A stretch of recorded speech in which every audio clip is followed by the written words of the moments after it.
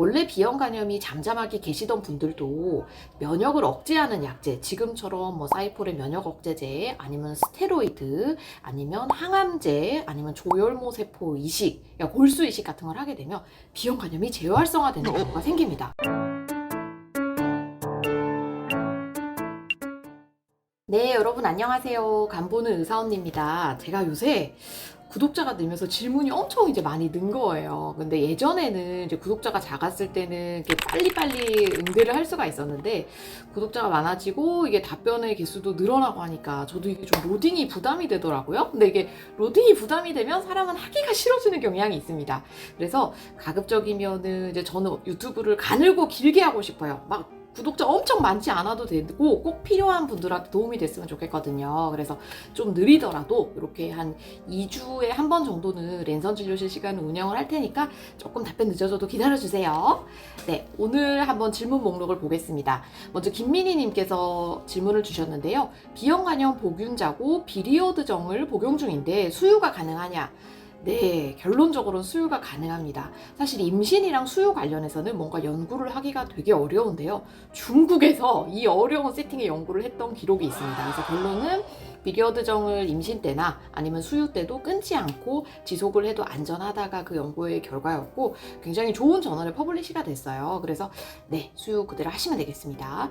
네, 두 번째, JH 팡님께서 궁금하신 게 두 가지가 있는데, 바라클루드나 베물리딘은 한 번 먹으면 죽을 때까지 먹어야 되나요? 첫 번째 질문이었고, 두 번째는 항원 항체가 없는 것과 비형 간염 보균자인 게 다른 거냐라고 물어보셨어요. 자, 첫 번째, 바라클루드나 아니면 베물리디의 경우에는 우리가 소위 얘기하는 S항원, 표면 항원이 음성이 되기 전까지는 약제를 계속 복용한다고 생각하시면 됩니다.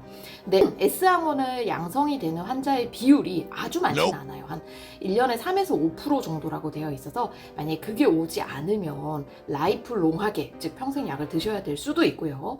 다만 제가 이제 환자분들한테 항상 희망을 드리는 거는, 우리 약제라는 거는 개발도 많이 되고 발전을 하잖아요. 불과 10년 전까지 C형 간염은 B형 간염보다 훨씬 치료가 안 되는 질환이었는데 몇 년 만에 뒤집은 거거든요. 그런 식으로 B형 간염도 이제 몇 달 먹으면 완치하고 이런 약들이 미래에는 꼭 나올 겁니다. 그러니까 그 전까지는 나온 가장 좋은 약으로 매일 좀 귀찮겠지만 잘 챙겨 드시면 좋을 것 같아요. 항원 항체가 없는 것과 B형 간염 보균자인 게 다른 거냐?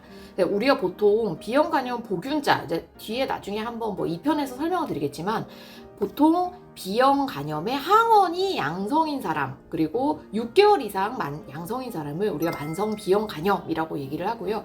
B형 간염 보유자는 B형 간염을 가지고 있다라는 얘기입니다. 그러니까 뭐 상태를 뜻하는 건 아니에요. 그러니까 뭐 좋은 상태, 나쁜 상태가 아니라 그냥 B형 간염이 걸린 사람은 모두들 B형 간염 보유자라고 얘기를 하고, B형 간염은 균은 아니에요. 세균은 아니기 때문에 보균자라는 말은 잘 쓰지는 않습니다. 네, 그리고 항체가 없다. B형 간염이 이미 있는 분들은 당연히 B형 간염에 대한 우리가 항체가 없는 경우가 대부분입니다. 그래서 항원이 양성인 사람은 기본적으로 항체가 없는 경우가 대부분이고, 이런 분들은 뭐 백신을 맞는다 그래도 항체가 생기지는 않으니까요. B형 간염 환자분들이 이미 걸린 분들인데 불필요하게 백신 같은 걸 맞으실 필요는 없을 것 같습니다. 네, 세 번째, 제이슨님께서 AST, ALT가 아버님이 높으셔서 Y대 전문의 교수님은 우루사 고덱스를 주어주시고, S대 전문의 교수님께서는 고덱스는 수치만 숨길 뿐 간의 기능을 좋아지게 하는 약이 아니라서 치료 시기만 놓치니 절대 먹지 말라고 하십니다 라고 얘기를 하시는데요. 고덱스를 먹는 게 나을까 안 먹는 게 나을까, 이거는 되게 여러 가지가 좌우를 하는데, 환자 상태, 그러니까 우리 환자분이 뭐 AST, ALT가 높은 게 B형 간염 때문에 그런 건지 아니면 비알코올성 지방간 때문에 그런 건지에 따라 또 다를 수가 있어요. 그래서 환자 상태. 두 번째, 의사의 성향. 네. 그 다음에 뭐 같은 지방간에서도 간이 좀 더 굳은 사람이 있고 간이 안 굳은 사람이 있고, 뭐 이런 걸 복합적으로 종합을 해서 결정을 하게 되는데, 뭐 정답은 없습니다. 그래서 두 교수님 얘기하시는 게 좀 다르더라도 일단은 뭐 믿음 가시는 교수님 쪽으로 해도 될 것 같고요. 근데 이제 제 개인적인 경험은 간 보호제를 처방을 했을 때의 장점은, 첫 번째는 이거는 그 에스드에서 발표가 됐던 논문인데 간 보호제를 드시는 분들이 확실히 병원을 규칙적으로 자주 오게 되세요. 그래서 뭐 약을 안 먹게 되면 검사만 하러 병원에 다니게 되면 좀 늦추거나 뭐 빼트리는 경우가 많은데 이렇게 간 보호제 규칙적으로 드시는 분들은 그런 일들이 좀 적었다라는 논문이 있었고, 두 번째로 확실히 이런 간 보호제들 주관적 피로감 해소에는 도움이 됩니다. 덜 피곤해요, 환자분들이. 그래서 그런 두 가지 면에선 좀 도움이 되는 것 같고, 뭐 꼭 먹어야 된다는 아니지만 그렇게 개별 상황에 따라 판단하면 되겠습니다.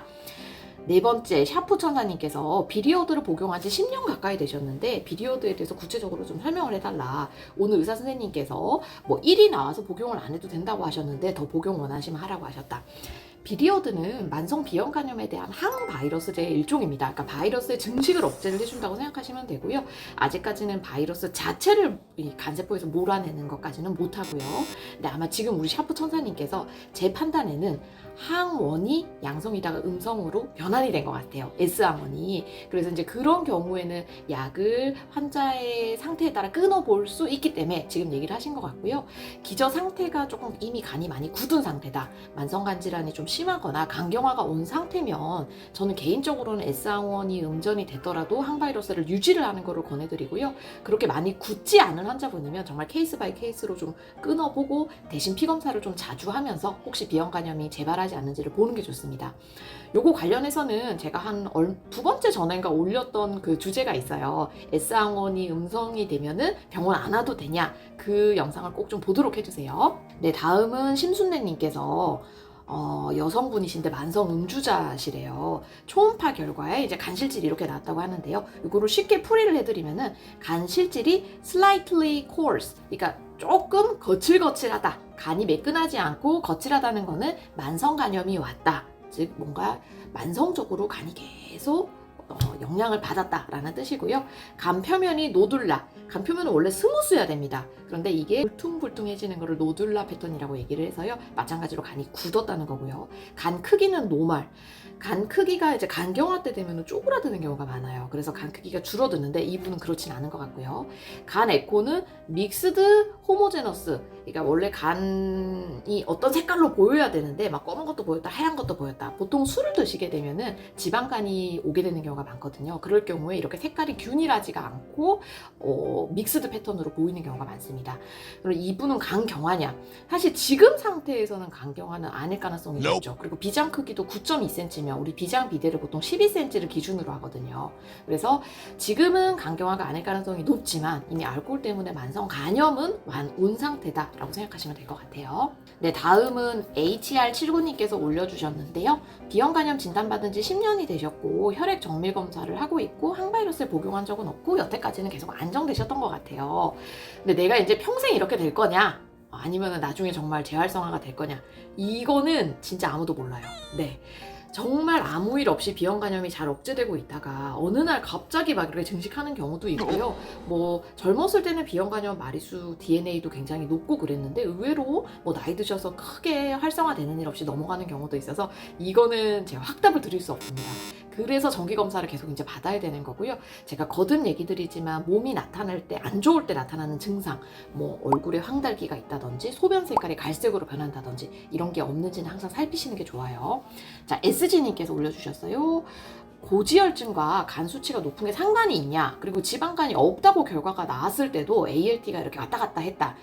자, 이거는 아마 제 생각에는 지금 우리 SG님은 굉장히 초기 지방간이 있을 가능성이 높습니다. 우리가 대사성 질환이라고 얘기를 하는데 뭐 당뇨, 고혈압, 고지혈증, 지방간 얘네들은 세트 친구예요. 그래서 고지혈증과 지방간은 밀접한 연관관계를 갖고 있고요. 다만 우리가 지방간을 검사할 때 처음 사용하는 도구가 초음파인데 초음파가 초기 지방간을 잡아내는 능력이 한 70% 정도밖에 안 됩니다. 그러니까 30%는 지방간이 실제로 있는데 초음파가 정상으로 나올 가능성이 높거든요. 그래서 이런 경우에 조금 더 자세히 보려면 사실은 뭐 파이브로 스캔이라든지 아니면 뭐 좀 심하게는 간 조직 검사를 해보면 알 수는 있긴 한데 임상적으로는 초기 지방간이 생기고 있을 가능성이 높다고 생각하면 좋을 것 같아요. 네, 다음은 와니아님께서 올려주셨어요. 이분은 제 생각에 심한 알코올성 간염이 오셨던 것 같아요. 매우 황달도 심하고 간 기능도 떨어진 그런 심한 알코올 간염에서는 저희가 스테로이드 치료를 고용량으로 많이 하거든요. 간 기능을 깨우려고, 간 회복시키려고.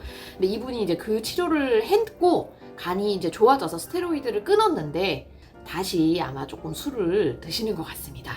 이게 그래서 내가 정신과적 치료가 필요하냐? 네, 저는 정말 필요하다고 생각하고요. 이게 내과 치료를 아무리 잘해도 정신과적으로 술에 대한 의존증, 이제 중독이 해결되지 않으면은 이게 계속 반복이거든요. 근데 간의 회복 능력이나 이게 유한하지가 않아요. 그러니까 이번에 술 먹고 뭐 치료했으니 좋아졌으니 다음에도 또 그러겠지. 안 그럴 가능성이 있습니다. 그래서 저는 꼭 알코올 전문 병원을 찾아가시고 필요하면 뭐 폐쇄병동이라든지 그런 데도 적극적으로 이용하시는 거를 권해드리고요. 부천에는 뭐 진병원도 그렇고 알코올 전문 병원이 꽤 많은 편이어서 한번 정신과 선생님이랑 상담하시는 거 꼭 권해드립니다. 네, 다음 멸치베스님께서요. 어머니가 만성 C형간염이고 초기 간경화라고 하셨어요. 마비렛을 드셨는데 혈액 검사에서 아직 소량 바이러스가 남아있다라고 합니다. 네, 불행히 그렇습니다. C형간염 치료제들이 효과가 좋기는 한데요. 완치율이 99% 정도예요. 그러니까 99%라는 얘기는 100명이 치료를 하면은 1명 정도는 우리가 완치가 안 되는 분이 있을 수 있다라고 이제 얘기를 하는 거고요. 그래서 1차 치료에 실패한 C형간염 환자들을 위한 2차 치료들이 있습니다. 그래서 이번에 이제 우리가 올해 들어오게 됐고요. 네, 바로 길리어드사에서 보세비라고 하는 약물이 나왔어요. 그리고 예전에는 희귀의약품으로 돼서 구하기가 어려웠는데 이제 상반기부터는 모든 병원에서 구입이 가능하니까요. 만약에 마비렛으로 치료를 했는데 여전히 C형간염이 남아있으면 치료 실패자로 이제 간주가 되는 거고, 그럴 때는 보세비 치료를 1차적으로 하는 거를 권유를 해드리고 있습니다. 다음 히카리님이 질문을 주셨어요. 살이 찌셨는데 이게 다리도 좀 붓고, 근데 이게 단순 살이 찐 건지 아니면 복수가 찬 건지 모르겠다. 개인적 생각인데요. 그냥 정말 복부 비만인 사람은 다리가 잘 붓지는 않거든요. 근데 이게 배도 붓고 하체가 붓는다. 이거는 단순 살이 아니라 부종이라든지 아니면 복수일 가능성이 있습니다. 그래서 우리 히카리님 같은 경우에는 병원 방문하셔서 뭐 CT라든지 복부 초음파 같은 영상 검사를 해보시는 거를 추천을 드릴게요. 이게 뭐 바지 라인이 어디가 어떻게 다르고 모양만으로는 절대 감별이 좀 어려워서 그렇습니다. 하이안님, 랜선 진료를 신청을 해주셨어요. 건선 관절염 때문에 이분이 이제 사이폴렌이라고 면역 억제제, 그리고 메치론, 스테로이드를 3년간 복용을 하셨는데 그랬더니 DNA가 검출이 되기 시작한다고 합니다. 이거 굉장히 중요한 주제여서 제가 오늘 좀 강조드리고 싶은데요. 원래 비형간염이 잠잠하게 계시던 분들도 면역을 억제하는 약제, 지금처럼 뭐 사이폴렌 면역 억제제, 아니면 스테로이드, 아니면 항암제, 아니면 조혈모 세포 이식, 골수 이식 같은 걸 하게 되면 비형간염이 재활성화되는 경우가 생깁니다. 그래서 이럴 경우에는 비형간염이 조용해도 예방적 요법으로 우리가 항바이러스제를 복용하는 것을 권유를 해드리고 있어요. 근데 지금 같은 경우는 메치론이 예를 들어서 누적 용량이 얼마 이상 됐으면은 우리가 충분히 급여로 비형간염을 억제할 수 있는 항바이러스제를 처방받을 수가 있거든요. 그래서 이거는 담당 교수님한테 상의를 한번 해보시고, 예를 들어 그 예방적 요법의 항바이러스제를 만족하는 스테로이드 용량이 이미 넘어섰으면은 저는 스테로이드 사용하는 기간 동안은 항바이러스제를 사용하시는 것을 추천을 드립니다. 네, 이스타일님께서 알코올 간경화를 진단을 받으셨는데 1년에 몇 번만 술 마셔도 간경화가 많이 진행되냐? 네, 안 드셨으면 좋겠어요. 저는 이미 알코올 간경화가 왔으면 초기든 아니면 뭐든 간에 그냥 정말 가볍게 한 잔 드시는 거 아예 안 먹었으면 좋겠습니다. 물론 그 한 잔이 나쁜 것도 있고요. 사람이 이게 알코올이 굉장히 의존이나 생각나게 하는 게 좀 있거든요. 그래서 한 잔이 한 잔으로 안 끝나는 경우가 많습니다. 한 잔이 한 병 되고 한 병이 10병 되는 경우가 많으니까 드시지 마세요. 네, 그 다음에 김경식님께서 우루사를 병원에서 처방받고 있으면은 나중에 항바이러스에 보험 적용 못 받냐? 아니에요. 전혀 아니고, 그러니까 동시에 처방한다는 게 안 된다는 것 뿐이에요. 그러니까 예를 들어서 예전에는 우루사를 먹었고, 근데 이분이 이제 항바이러스를 먹어야 되면은 그때는 항바이러스로 바꿔서 처방을 하면 됩니다. 근데 이제 한꺼번에 항바이러스와 우루사를 동시에 처방하는 게 보험이 안 된다는 거지, 예전에 우루사를 먹었기 때문에 이제는 항바이러스제가 보험이 안 된다, 그거는 아니니까 걱정하지 마세요. 네, 다음은 벌써 1년 분이십니다. 간이 굳었다 안 굳었다는 뭘로 알아봐야 되느냐? 초음파 받아봤는데 중등도라고만 하고 간이 굳었다 아니다는 얘기를 못 들었다. 자, 우리가 간의 상태를 평가하는 뭐 여러 가지 지표가 있는데요. 초음파로 볼 수 있는 거는 지방이 얼마나 쌓였냐가 있을 거고, 간이 얼마나 굳었느냐, 두 개가 있을 겁니다. 근데 지금 우리 벌써 1년님이 얘기하시는 중등도라는 거는 지방이 쌓인 게 3단계 중에서 2단계에 해당한다는 얘기예요. 근데 아마 간이 굳었다라는 얘기를 특별히 안 하신 거 봐서는 안 굳었을 가능성이 높습니다. 그래서 간이 굳었다 안 굳었다는 영상 검사로는 우리가 초음파나 아니면 CT를 통해서 알 수가 있고요. 아니면 최근에 이제 나온 뭐 간 스캔, 뭐 파이브로 스캔 이런 검사도 알 수 있고, 돈이 조금 되시는 분들은 비보험으로 MRI 같은 걸 찍으면 좀 더 정확하게 알 수 있기는 합니다. 네, 다음은 QKR님께서 올려주셨는데요. 알코올성 간경화가 있고 이대 서울병원 지금 다니고 계시고 간경화가 50% 이상인데 발기부전 보조제를 먹어도 되냐고 물어보셨어요. 자, 여러분, 우리가 간경화 있는 환자들의 간 기능을 평가하는 게 차일드 점수라는 게 있거든요. 차일드 A, B, C가 있습니다. 만약에 이 QKR님이 차일드 A에 해당한다면 발기부전 보조제 드셔도 됩니다. 만약에 차일드 B잖아요. 그러면 차일드 B에서 허용되는 약제가 있고 아닌 약제가 있어요. 그래서 그거는 한번 사용 설명서를 보면은 약제에 적혀져 있는 거 보고 하시면 될 것 같고요. 차일드 C에 해당한다. 복수도 있고 항달도 있고, 그러면 가급적이면 조금 안 드시는 게 낫지 않을까 저는 생각합니다. 결론, A는 드셔도 되고 B는 약제별로 허가사항이 다르고 C는 드시지 않는 게 좋습니다. 어웨이크님이 올려주셨어요. 간 수치가 어마어마하게 이제 높아졌는데 간세포가 많이 깨졌을 것 같은데 간세포가 재생이 되냐? 대부분 됩니다. 우리 간은 회복 능력이 있는 기관이거든요. 그래서 아주 많이 막 몇천 이렇게 했던 분들이라도 아무 문제 없이 회복되는 경우가 대부분이고요. 다만 원래 좀 간이 안 좋았던 분이다. 예를 들어 뭐 완성 간염이 있었다던가 간경화가 있던 분들이 이렇게 세포가 깨졌으면 회복이 조금 더딘 경우는 있죠. 네. 그리고 칼버그님께서 올려주셨어요. 지방간 2단계를 진단받았어요. 어느 정도 위험한 건가요? 아까 얘기 드린 거랑 똑같은데, 자, 우리가 간을 볼 때 지방이 얼마나 쌓였냐가 한 축을 평가를 해야 되고 얼마나 많이 굳었느냐를 한 축을 평가를 해야 되는데, 칼버그님은 일단은 지방이 쌓인 정도가 2단계라는 뜻입니다. 근데 불행히도 우리가 장기 예후, 이 간 안 좋은 분들이 얼마나 위험한가를 따지는 거는 지방 쌓인 정도보다는 굳은 정도가 훨씬 중요합니다. 그래서 칼버그님이 이제 뭐 피포 스코어라든지 이런 그 굳은 거 여부를 조금 더 알아보시고요. 특별히 굳은 게 없었으면 우리가 일반적으로 단순 지방증이라 그래서 별로 위험하지 않은 거고요.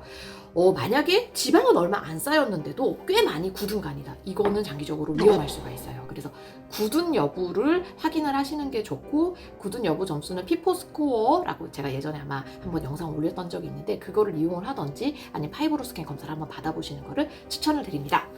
네, 오늘 이렇게 1편 했고요. 제가 한 4일 정도 있다가 2편 또 남은 거 찍도록 하겠습니다. 여러분 항상 건강하세요.